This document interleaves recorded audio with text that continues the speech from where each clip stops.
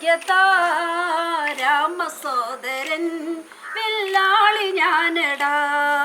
നേരെ നിൽക്കുവാൻ നിന്നിലെന്ത് യോഗ്യത രാമസോദരൻ വില്ലാളി ഞാനടാ.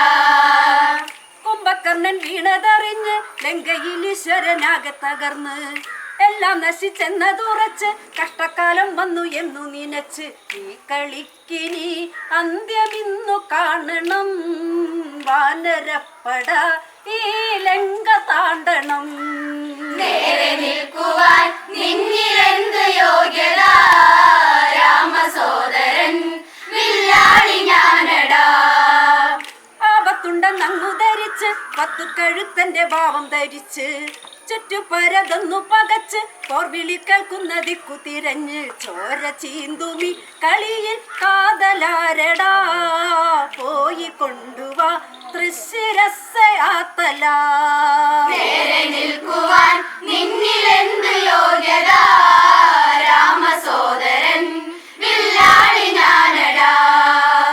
ദേവനഗൻ നായകനെത്തി മല്ലൻ മഹോദരൻ പാർശ്വനുമെത്തി നാരാന്തകരൊക്കെയുമെത്തി താളു പറഞ്ഞുകൊണ്ടൊക്കെ നിരത്തി. ഞങ്ങൾ 8 പേർ ചെന്നു വെട്ടിയേറിടാ.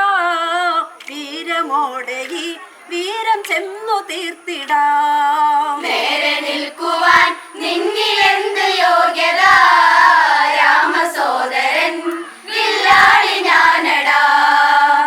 രാവണനും ആശീർവദിച്ച് രാത്രി ജരപ്പട വേഗം തിരിച്ച് പോർക്കളത്തിൽ നിന്ന് ജ്വലിച്ച് വെല്ലുവിളിച്ചു കൊണ്ടോടിയെടുത്തു. ദേവദേവകൾ വിസ്മയത്തിലാണ്ടുപോയി സപ്തലോകവും സ്തംഭനത്തിലാഴ്ന്നു പോയി. നേരെ നിൽക്കുവാൻ നിന്നിലെന്ത് യോഗ്യത രാമസോദരൻ വില്ലാളി ഞാനടാ. വല്ലാതുള്ള മട്ടിൽ തിരിച്ച് മല്ലൻ മഹോദരൻ വഞ്ചന കൊണ്ട് വാനരരെ തച്ചു തകർത്ത് ശത്രുനാശം കണ്ട് തൃപ്തിയടഞ്ഞ് അട്ടഹാസമായി അത്തൽ മിന്നലോടയായി ചത്തൊടുങ്ങിയ രാമ രാമ ഭക്തരും.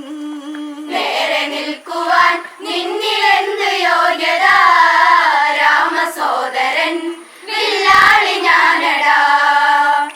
അങ്കദനെ കേട്ടങ്ങടുത്ത് അങ്കദനാണട നിന്റെ വിപത്ത്.